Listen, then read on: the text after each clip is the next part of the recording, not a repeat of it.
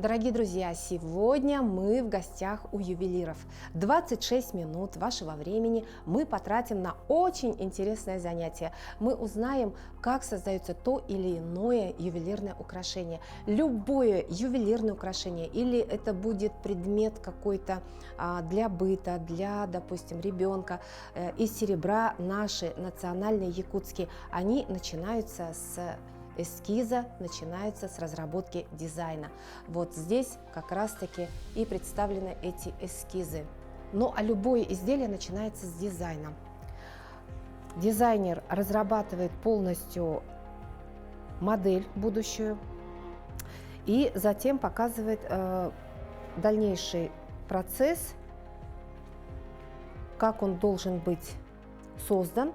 Это уже работают другие мастера.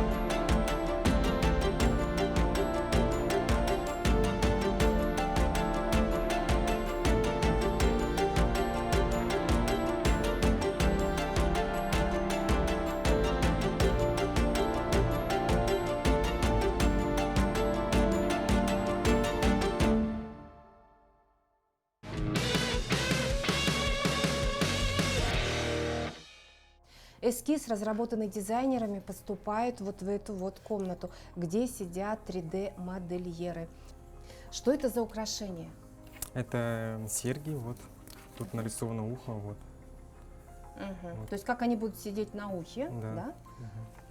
Это лицевая сторона. Это лицевая сторона, да. А вы делаете вот эту именно 3D-модель, то есть ее можно посмотреть и с лицевой стороны, и с задней стороны, да, и сбоку, как это будет выглядеть? Да. Скажем так, придаю объем. Вот. Дорогие друзья, ну а сейчас мы поговорим с директором по производству, это Моисей, и он расскажет дальнейший процесс, вот что происходит с 3D-моделью. Всем привет. Вот после разрисовки модельером в компьютере, этот эскиз идет на выращивание 3D принтер. У нас есть 3D принтер, который из полимера делает то, что он разрисовал. И у нас есть еще аппараты, которые называются фрезерные станки. Я могу показать пример, вот как они, так сказать, да. Это в специальном воске вырезается то, что разрисовано на компьютере. Уже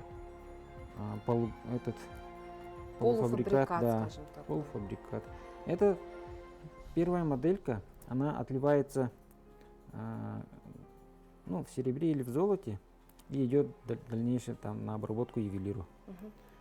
Скажем, из одной модели делается мастер-модель. Из мастер-модели мы делаем резиновую пресс-форму. Из резиновой пресс-формы уже идет конвейерная система. Там уже из одной формы можно сделать хоть с тысячами изделий. То есть растиражировать, да? Да.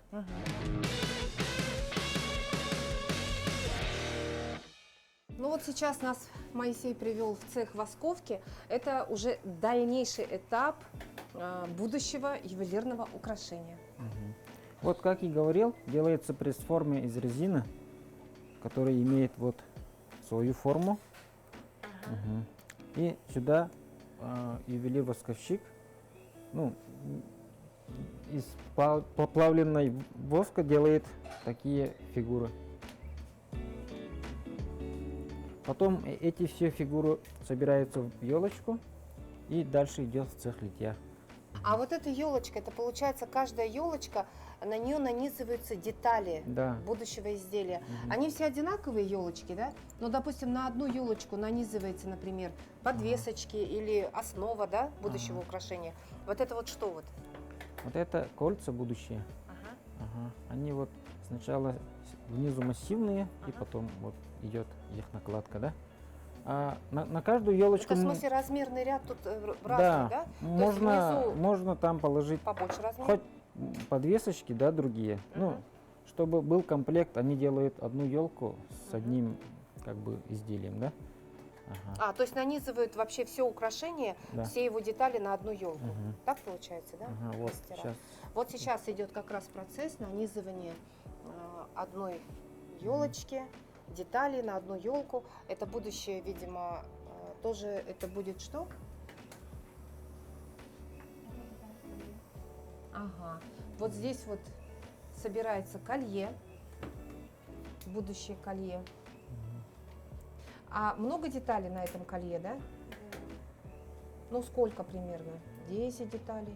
Нет, по 70. Ого! На одно колье 70 деталей. Да, это друзья. еще одни висюльки. Да, там. это висюльки. А. Плюс еще детали там. Ага. Вот можете посмотреть, тут у нас все резины, они стоят, ну, как бы сложены, да, Мгм. где кольца, там брошки, подвески, чтобы было легче найти и сделать. Ну вот мы сейчас находимся в цехе литья. Вот то, что была елочка восковая, она превратилась вот в золотую. Золотую. Это настоящее золото? Это золото 585 пробы. Ух ты. После отливки она выглядит вот так. Мгм. Это обручальные кольца. Кстати, обручальные кольца мы делаем очень много разных моделей. Ага. У нас около 100 моделей только обручальных колец. Ой, то есть выбор огромный, да, Да, получается? потому что На мы любой изначально вкус. начали только заниматься обручальными кольцами, и потом стали делать серебряные изделия, ну, национальные серебряные изделия, да. Ну, это чтобы сохранить традиции якутов. Это наши предки делали еще. И мы, чтобы не терять вот это все, мы начали делать серебряные изделия. Ага. Ну а вообще, кстати, в якутских традициях все-таки больше ценилось всегда с древних времен серебро. Ну, сегодня так не скажешь, все-таки металл есть и подороже, но все-таки серебро это прежде всего символ чистоты, символ благородства. И серебро гораздо мягче, чем золото. Оно, да, чуть мягче, но, как сказано, это у якутов, серебро, оно как бы очищающее, да, и отталкивающее злых духов.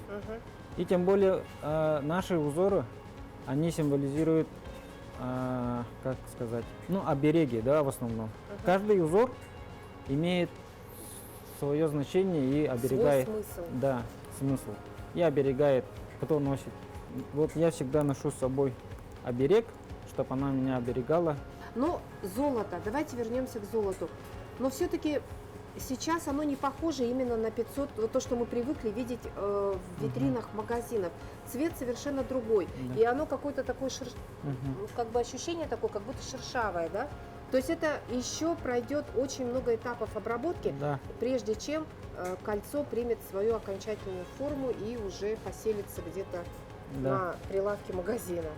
Или Обе- на э, чьем-то да. пальце. Обязательно пройдет еще несколько этапов, да? Ага. Еще хочу подчеркнуть ну, особенность нашего производства, нашего завода, Мгм, да? мгм. В чем его, так сказать, преимущество перед другими, да? У нас ювелиры разделены поэтапно на свои участки. Получается, литейщик у нас занимается только литьем изделия. Мгм. Восковщик, вот показали, да, они занимаются только восковкой. 3D только делает 3D, а монтировщик только делает сборку, монтировку, да.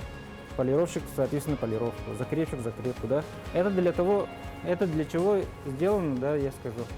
Это для того, чтобы было, во-первых, качественно и, во-вторых, быстро.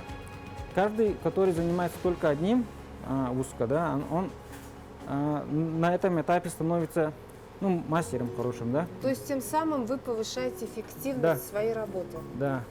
Вот сейчас, если немножко рассказать по технологии, есть, которые вот задает сам производитель оборудования, да, такой-то такой. Но по опыту, да, мы все равно меняем и делаем свои коррективы.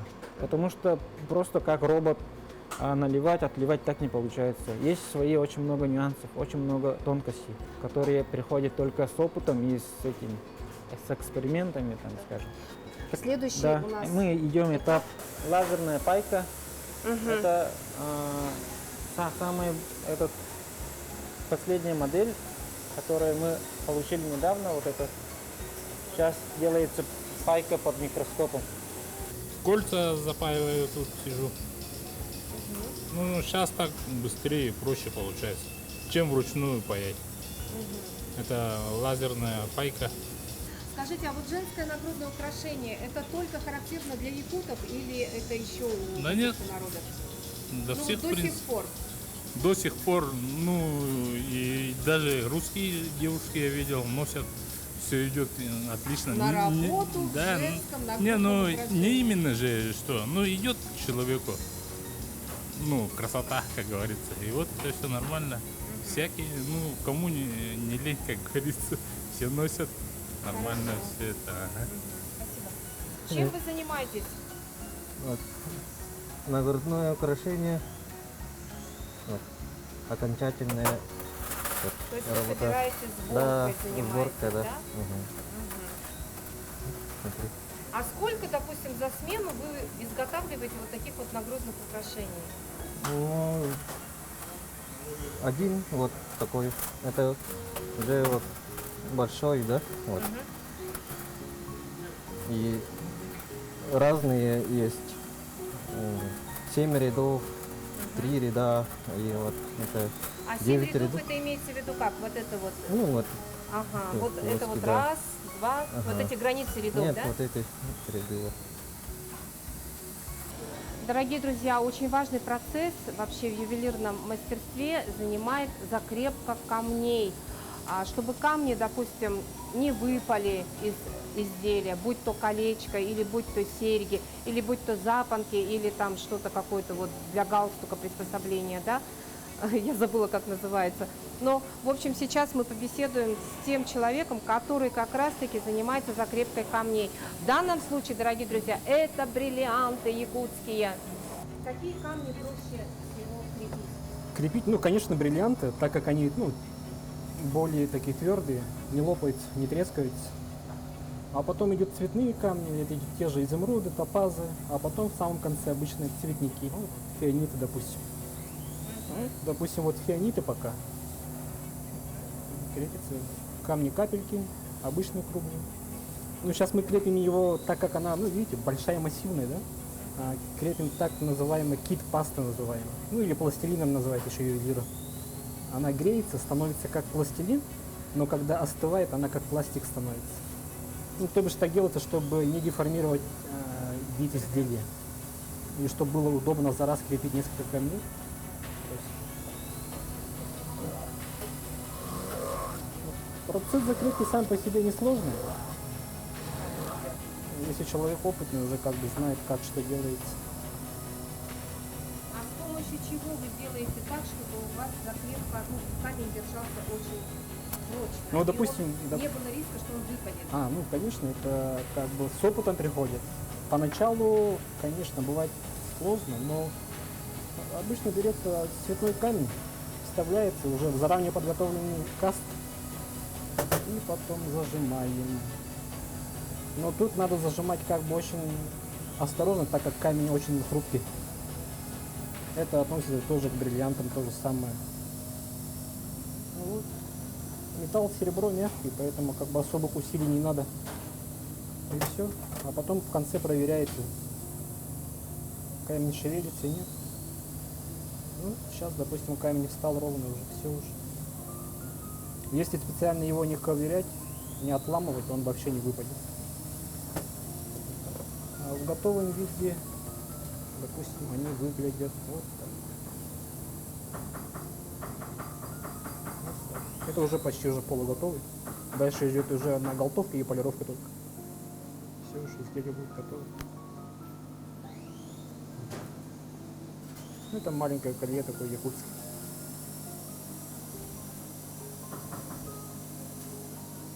Очень красиво.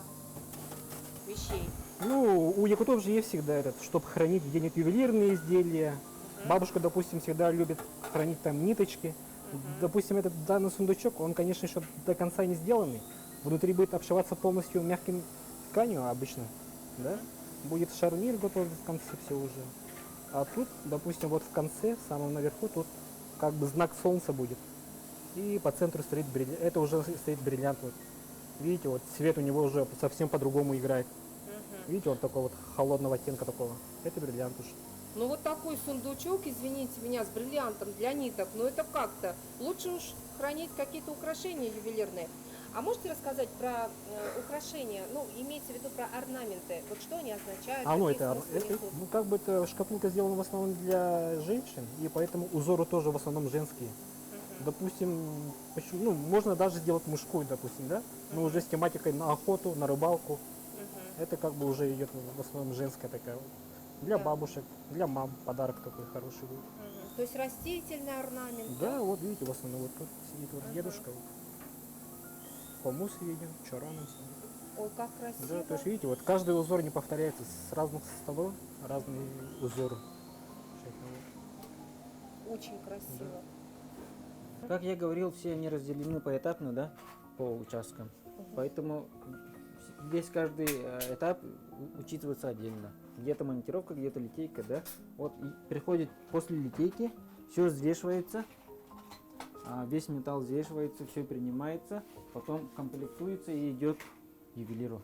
Ювелир делает, сдает, также вот все через учет. Ой, а это что за изделие? Вот оно уже почти готово, да? Или это только еще заготовка Нет, это какая-то? только заготовка. А, заготовочка, да? Заготовочка. Мгм. Вот хотел бы показать. Ага. Тоже Это заготовочка. головной убор? Это все ручная гравировка. Этот мастер делает из пластины, и на рисунок наносится штихелем, ну, как сказать, выковыриваются вот эти узоры. Вырезаются. Да. Это все Очень вручную. искусно. Ага. На чистую пластинку вырезаются такие узоры. А вот эта пластинка, она должна быть какой? Горячей там какой-то? Нет, или вот Нет, обычная? да, вот, обычная пластина, обычная, да? которая, да. Ну, по технологии она, ну, чтобы подготовлено было Мгм, для такой гравировки, да, мгм. и наносится такая гравировка. Ну, кстати, в якутской как бы традиции, да, именно вот солнце, очень много украшений, именно солнце повторяется, да. То есть солнце это вот символ жизни, символ роста, плодородия, ну и так далее. И растительные орнаменты, очень много растительных орнаментов. Это как раз указывает на то, что ну, род должен процветать. Плодородие, да, очень много детишек должно быть. И, естественно, вот женщина, которая носит вот это украшение, все должно получиться так, как задумано, скажем так, вот на вот этом вот украшении.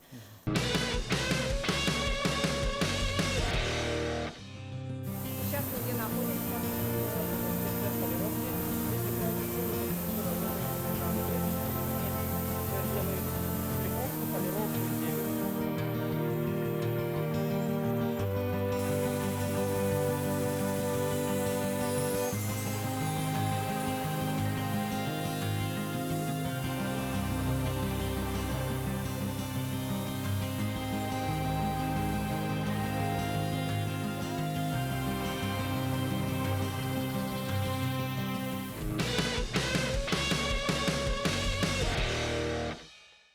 Дорогие друзья, ну вот мы находимся сейчас уже в магазине, уже готовые изделия наконец-то поступают вот именно сюда, и здесь уже покупатели могут выбрать себе нагрудное украшение, ну, то, которое им понравится. Они все разные. На первый взгляд, вот, ну, в общем-то, ну, как бы смысл один, но, посмотрите, они все абсолютно разные. То есть это и может себе нагрудное украшение купить женщина, какая-то, ну, допустим, такая элегантного возраста, может приобрести себе нагрудное украшение даже девочка. То есть все они несут смысл того, чтобы уберечь нас от каких-то невзгод, от каких-то печалей, бед. ну просто вот сберечь нас. И все вот эти украшения, которые нанесены на каждую деталь вот этого нагрудного украшения, они несут в себе сакральный смысл. Может быть, поэтому якутские украшения сейчас пользуются, ну просто очень, нельзя сказать, что бешеным, но очень таким вот спросом. Люди с интересом наблюдают за развитием ювелирной отрасли Якутии. Вот сейчас я разговариваю с директором компании УРУ. Здравствуйте. Здравствуйте. Ну, расскажите, пожалуйста, как долго существует ваша компания и как вы работаете? Вот что вас отличает от других ювелиров нашей страны? Так, мы работаем уже 6-й год. Работаем в городе Якутске. Вся производство у нас находится в городе Якутске. В основном сначала занимались серебряными украшениями и обручальными кольцами, как вы тут видите. Наша это визитная карточка начинали. Потом вот серебряные национальные украшения. И сейчас вот золотые украшения, серьги, подвески, кольца с бриллиантами. Мы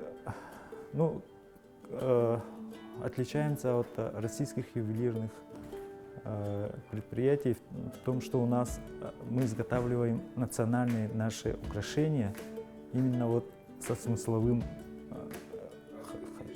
со смыслом изделия. Получается, наши украшения не только дают красоту девушке, мужчине, да, но и защищает, оберегает своего хозяина, так скажем. Ну, надо еще добавить, что наши якутские украшения отличаются изяществом, элегантностью и просто непревзойденным вкусом, я бы так сказала. Наши ювелиры просто на уровне мировой ювелирной, скажем так, отрасли, да? Да, но мы используем все новые технологии, которые есть сейчас в мире, используют все производственные оборудования у нас.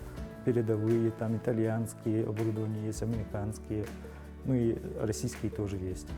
И используем материал, мы как бы позиционируем себя брендом УРУ, и поэтому мы никогда вот не будем использовать плохое сырье, некачественные изделия вы тоже делать не будете. Да. Для того, чтобы удешевить процесс изготовления, что-то вот применять такое не будете. Вот такие да, вот мы уловочки, в этой части вот именно по качеству очень стараемся быть лучше по качеству именно. То есть каждым разом, а вообще вы следите за какими-то мировыми там трендами, мировыми какими-то тенденциями, скажем так, да? Вообще наше ювелирное искусство, оно не стоит ведь на месте, оно же каждый раз поднимается на новую и новую ступеньку.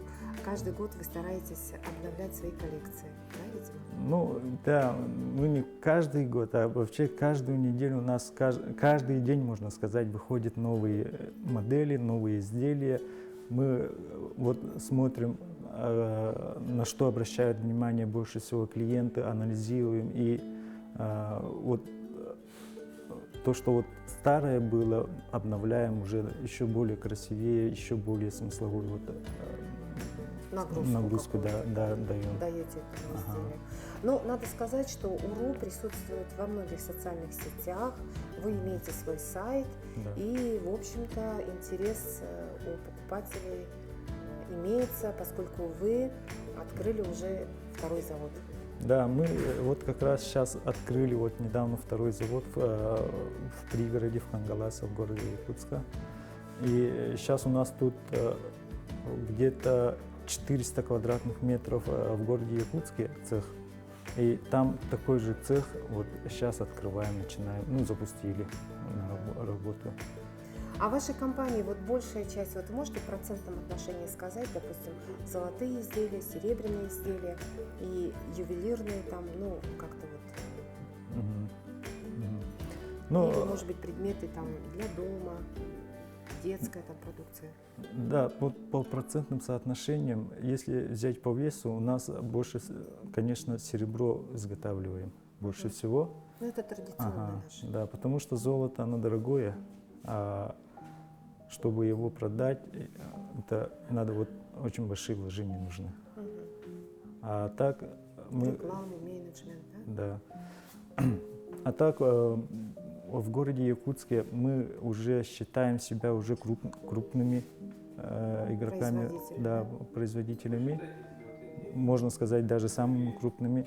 А так по России, конечно, мы еще вот, можно сказать, в песочнице играем на Понятно. рынке. Ага. Ну, то есть, конечно, у вас стоят такие амбициозные Да. задачи наверняка, да, занять свою нишу Да. на российском рынке.